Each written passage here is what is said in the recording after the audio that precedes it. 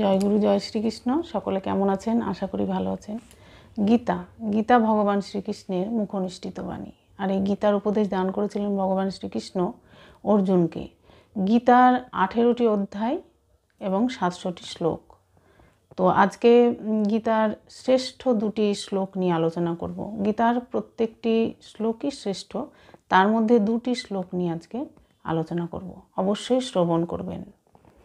তো চলুন শুরু করি। গীতার 4র্থ অধ্যায় জ্ঞানযোগ, 7 নম্বর শ্লোক। যদা যদা হি ধর্মস্য গ্লানির্ভবতি ভারত অভ্যুত্থানম ধর্মস্য তদাত্মানম সৃজাম্যহম। অনুবাদ: হে ভারত, যখনই ধর্মের অধঃপতন হয় এবং অধর্মের অভ্যুত্থান হয়, তখন আমি নিজেকে প্রকাশ করে অবতীর্ণ হই। ভগবান এখানে বলছেন যে যখনই ধর্মের অধঃপতন হয় এবং অধর্মের অভ্যুত্থান হয়, তখন ভগবান নিজেকে প্রকাশ করে এই ধরাধামে অবতীর্ণ হন। 8 নম্বর শ্লোকে তিনি বলছেন, পরিত্রাণায় সাধুনাম বিনাশায় চ দুষ্কৃতাম ধর্ম সংস্থাপনার্থায় সম্ভবামি যুগে যুগে। অনুবাদ: সাধুদের পরিত্রাণ করার জন্য এবং দুষ্কৃতকারীদের বিনাশ করার জন্য এবং ধর্ম সংস্থাপনের জন্য আমি যুগে যুগে অবতীর্ণ হই। অর্থাৎ ভগবান বলছেন যে সাধুদের পরিত্রাণ করার জন্য, সাধুদের উদ্ধার করার জন্য এবং দুষ্কৃতকারীদের বিনাশ করার জন্য এবং ধর্ম সংস্থাপনের জন্য আমি যুগে যুগে অবতীর্ণ হই। 9 নম্বর শ্লোকে তিনি বলছেন, জন্ম কর্ম চ মে দিব্য মে বম যো ব্যক্তি তত্ত্বত তাক্তা দেহম পুনর্জন্ম নৈতি মামেতি সো অর্জুন। অনুবাদ: হে অর্জুন, যিনি আমার এই প্রকার দিব্য জন্ম ও কর্ম যথাযথভাবে জানেন, তাকে আর দেহত্যাগ করার পর পুনরায় জন্মগ্রহণ করতে হয় না। তিনি আমার নিত্যধাম লাভ করেন।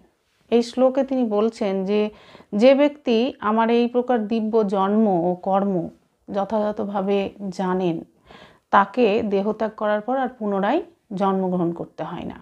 তিনি আমার নিত্যধাম লাভ করেন। তাই ভগবানকে যদি আমরা, ভগবানের এই জন্ম ও কর্ম যদি আমরা জানতে পারি, তাহলে কিন্তু আমাদের আর পুনরায় দেহত্যাগ করার পরে জন্মগ্রহণ করতে হবে না। আমরা ভগবানের চরণেই স্থান পাব। তো তাই গীতা অবশ্যই শ্রবণ করা দরকার। আর এই দুটি শ্লোক তো অবশ্যই শ্রবণ করবেন। গীতা শ্রবণ করলেই পুণ্য, এটা কথার কথা নয়। ভগবান নিজে মুখেই গীতায় বলেছেন যে গীতা পাঠ করা খুবই উচিত এবং শ্রবণ করলেও পুণ্য।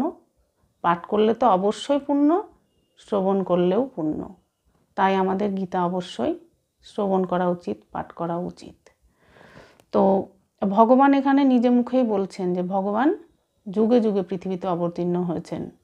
যেমন প্রভু শ্রী রামচন্দ্র রূপে, ভগবান শ্রীকৃষ্ণ রূপে, রামকৃষ্ণ রূপে, শ্রী চৈতন্য মহাপ্রভু রূপে অবতীর্ণ হয়েছেন। আরও অনেক অনেক রূপে ভগবান অবতীর্ণ হয়েছেন। তো তাই আমাদের গীতা অবশ্যই শ্রবণ করা উচিত। তো আজকে এই পর্যন্তই, দেখাবে পরের ভিডিওতে। সকলে ভালো থাকুন, সুস্থ থাকুন। জয় গুরু, জয় শ্রীকৃষ্ণ।